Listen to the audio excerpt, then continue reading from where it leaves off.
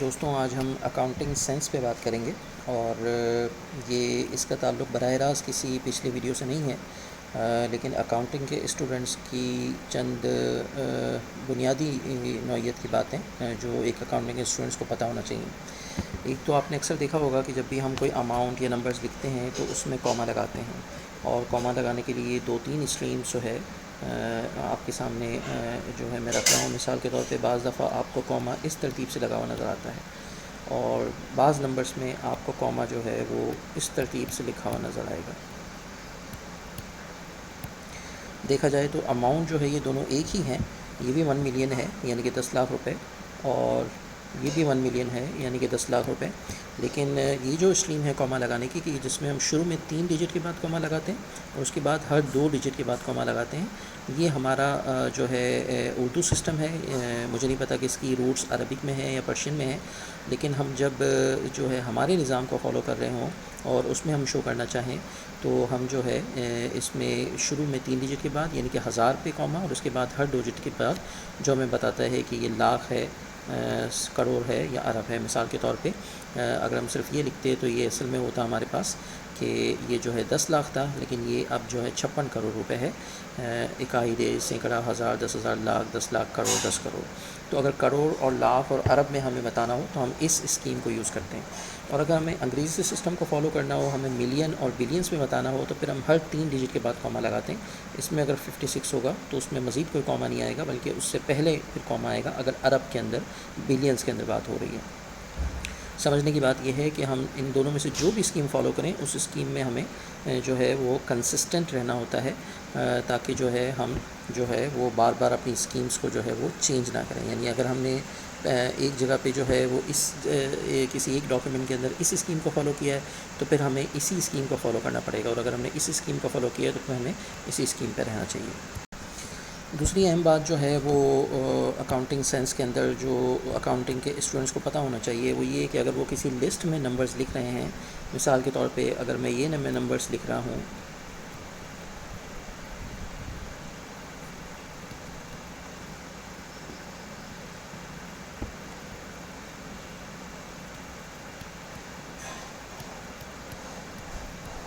اور تو اس میں اگر میں کچھ اس طرح سے لکھ رہا ہوں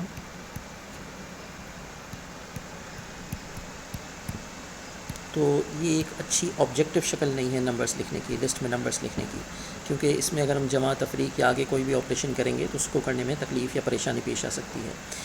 اس میں الائنمنٹ کا ہمیں خیال رکھنا ہوتا ہے، یعنی اکائی کے نیچے اکائی آئے، ہزار کے نیچے ہزار آئے، اور لاکھ کے نیچے لاکھ آئے، ملین کے نیچے ملین آئے۔ تو انہی نمبرز کو اگر ایک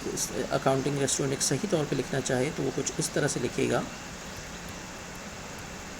اگر 5 لاکھ ہے تو اس کو ہمیں یہاں سے شروع کرنا ہے، اگر ہمارے پاس 4 ملین ہے اس کے بعد تو پھر اس کو ہمیں یہاں سے شروع کرنا ہے۔ تو یہ جو ترتیب ہے، یہ جو الائنمنٹ ہے، ایک اچھے اکاؤنٹنگ کے اسٹوڈنٹ کو جب بھی نمبرز لکھنے چاہیے لسٹ کے اندر تو اس الائنمنٹ کو فالو کرنا چاہیے۔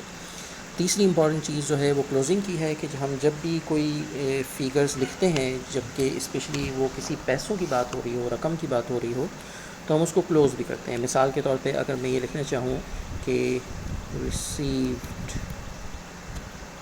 رینٹ روپیز 40,000، تو اب اس کو 40,000 کو یہاں پہ اوپن چھوڑ دینا کافی نہیں ہے، بلکہ اس کو یہاں سے ہمیں کلوز کرنا چاہیے، جیسے کہ ہم چیک میں بھی اس بات کا خیال رکھتے ہیں کہ ہم فگر کو آگے سے کلوز کریں، اور فگرس کو شروع میں بھی کلوز کرنے کے لیے یا تو بعض دفعہ ہم ڈاٹ لگاتے ہیں، یا بعض دفعہ اگر ڈاٹ نہیں لگاتے تو ہم ایزیکل ٹو کی سائن سے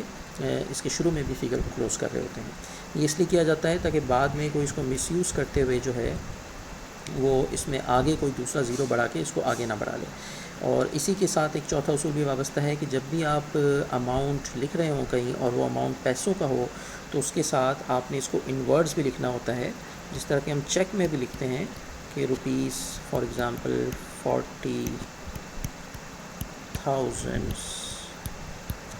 اونلی۔ یہ اونلی ہم اس لیے لکھتے ہیں کہ 40,000 کے بعد کوئی مزید چیز نہ بڑھا دے، کیونکہ 1000 کے بعد 300، 400، 500 بڑھایا جا سکتا ہے۔ تو اس طرح سے جب ان دو احتیاطوں کو ہم جو ہے اپنی کسی بھی لین دین میں رسید ایشو کرنے میں یا کہیں بھی جب ہم کرنسی کو ڈاکیومنٹ کر رہے ہیں لکھ لیں گے تو اس سے اس بات کے امکانات کم ہو جائیں گے کہ لوگ اس کو آگے جا کے چینج کریں۔ اس کے بعد جو ہے وہ ایک امپورٹنٹ چیز جو ہے وہ یہ ہے کہ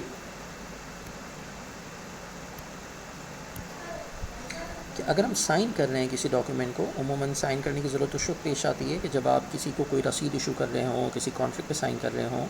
تو مثال کے طور پہ اگر یہ ڈاکیومنٹ مجھے دیا گیا ہے اور مجھ سے یہ سائن کرایا جا رہا ہے کہ میں نے 40,000 روپے ریسیو کر لیے ہیں، تو بہتر یہ ہے کہ سائن آپ ایسی جگہ کریں کہ جہاں بیچ میں جو ہے خالی جگہ نہ ہو۔ مثال کے طور پہ جو میں اس کو میرا سائن کرنے کا اس کا جو نارملی طریقہ ہے وہ یہ ہے کہ میں اس کو سرکل کرتا ہوں اور اس کے بعد فوراً یہاں پہ جو ہے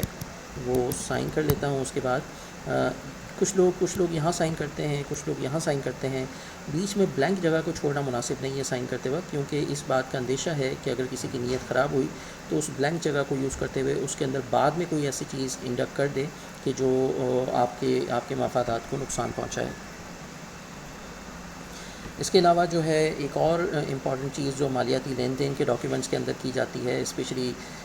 کہ آپ سائن کے ساتھ ساتھ جو ہے اس کے سیف گارڈز بھی بعض دفعہ لکھ لیتے ہیں، ٹھیک ہے۔ مثال کے طور پہ یہاں 40,000 کے ساتھ ساتھ میں ایک اور کامنٹ لکھ لیتا ہوں اگر میں نے یہ رینٹ لیا ہے کہ ایز پر ایگریمنٹ، کہ یہ ایگریمنٹ کے مطابق ہے، تاکہ یہ ایک اور سیف گارڈ ہے۔ جس طرح آپ لوگ عموماً جو ہے مدرسے کے طلباء اور مفکرین جو ہے علماء کرام جو ہے فتویٰ لکھتے وقت جو ہے وہ اپنے فتوے کو شروع میں اور آخر میں جو ہے سیف گارڈز کے ساتھ کلوز کر رہے ہوتے ہیں، اسی طرح as per agreement, as per policy, as per mutual discussion, اس طرح کے کامنٹس لکھنے سے یہ بات واضح ہو جاتی ہے کہ یہ بات جو ہے سائن کرنے کے ساتھ ساتھ میں یہ بھی بتا رہا ہوں کہ یہ بات پہلے سے طے ہو چکی تھی۔ اور اس کے علاوہ جب بھی کوئی مالیاتی لین دین کیا جائے تو اس کے لیے بہتر ہے کہ ریسیٹ ایشو کی جائے یا ریسیٹ لی جائے۔ اگر آپ کسی کو پیمنٹ کرتے ہیں تو پیمنٹ کرتے وقت بہتر ہے کہ اس سے ریٹرن جو ہے جو پیمنٹ ہے اس کا اماؤنٹ لکھ کے اس سے رسید لے لیں، اس کی سائن کرا کے، اور اگر آپ کو کوئی پیمنٹ کرتا ہے تو ایٹ لیسٹ اس کو ایکنالج کریں، اور ایکنالج کر کے اس کا اگر ڈاکیومنٹری پروف اگر آپ اس کو دے دیں، رسید ایشو کر دیں، یا بعض دفعہ ای میل کے اندر کوئی انفارمیشن آتی ہے تو ایک اچھا آبجیکٹیو پروفیشنلزم کا ایک اچھا اصول یہ ہے کہ کوئی بھی انفارمیشن جو آپ کو دی جاتی ہے اس کو آپ ایکنالج کریں۔ تو ای میلز کو، میسیجز کو، اسپیشلی ایسی چیزیں جہاں فائنینشیل ٹرانزیکشنز انوالوڈ ہیں، وہاں ایکنالجمنٹ اور ریسیٹ کو بھی مد نظر رکھنا چاہیے۔